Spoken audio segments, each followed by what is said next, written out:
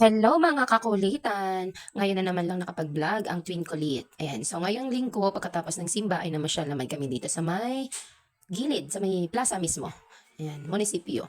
So may mga nagtitinda na kasi summer na. Ayan. So ngayon na naman lang nga nakapaglibot ang dalawang ito. Ayan, napakakukulit talaga ng twin kulit na yan.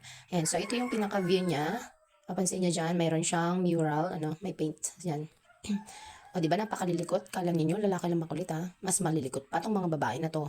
Pag ganitong summer may mga nakapwesto kasi may mga nagtitinda mga ano ba, pampasalubong. Ayan, so may mga damit, may mga minatamis, makapuno, palaman, mga porcelas, kahit ano. So, yan. May kanya-kanyang pwesto sila. So, bali, parang rent, tag dito, nag, babayad sila sa munisipyo para dun sa pwesto na yan. So, at least, kumikita na rin naman yung ating mga kababayan. At isa nga dyan, ang ninang ng aking twin kulit. So, hahanapin namin at maya-maya lang makikita na namin yung pwesto niya. So, ayan, may mga pamaypay. Ang dami. Ayan, ang kanilang ninang. Ninang Jelisa, hello. Shout out sa'yo. Ayan.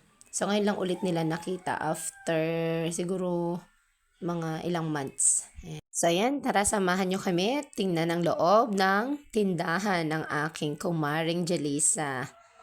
Ayan nga, nagkukulit muna itong aking mga junakis. Nagpapabili sila ng juice at ng lollipop. Nakita kasi nilang laki-laki. Ayan, nabudol na naman tayo ng kambal na to. So, ayan nga, papunta na tayo sa pwesto ni Maring Jelisa. Let's go! Ito yung mga naging paninda niya. May mga bag. Ay, napakaganda. At nabudol nga ang nanay ko dyan. Meron kasing isang bag na parang matibay-tibay siya. No? Para siyang plastic.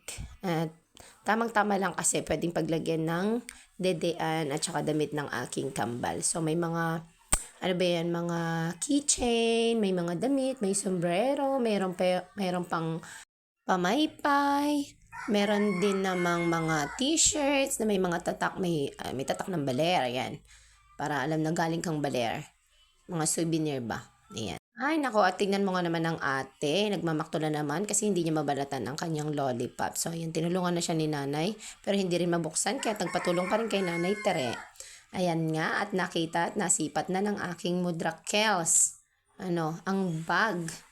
Nagustuhan niya ang bag, auntie. Ayan. So, nagtanong na at nang malaman ang presyo, sabi, ay, ang mahal daw.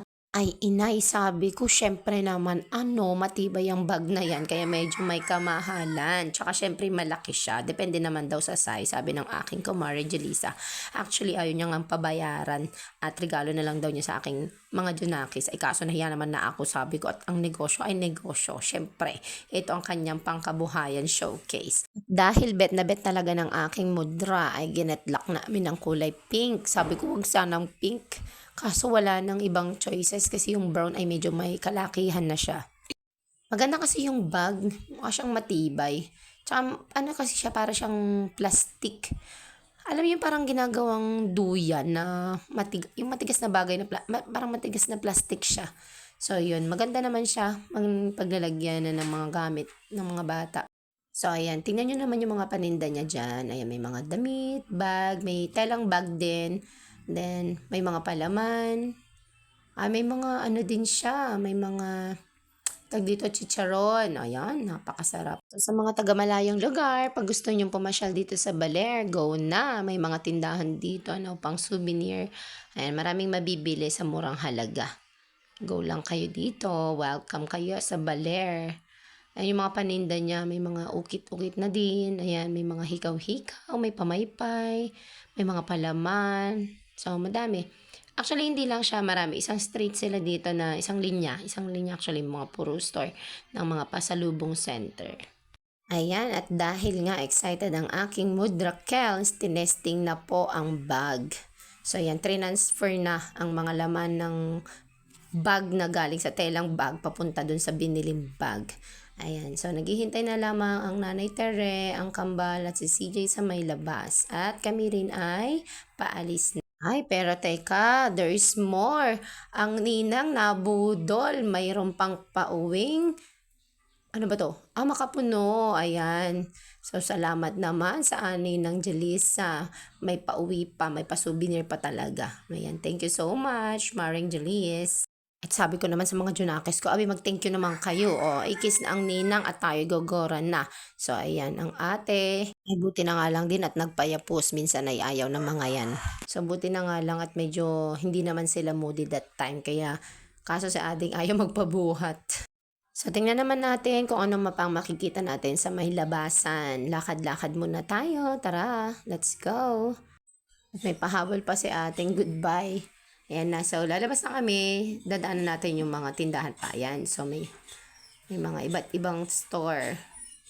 Halos same lang ng mga paninda nila. May konting, siguro may konting pagkaiba lang yung iba. Mga laruan. Nako, sa mga taga-malayo dyan na gustong mamasyal dito sa Baler, go na. Kasi kapag summer lang sila nagtatayo ng ganitong store. Or basta occasional lang siya. Samantalahin nyo na kasi kapag ganito medyo mura-mura ang paninda nila. So hanggang dito na lang ang gala serya ng Twinkly. Bye!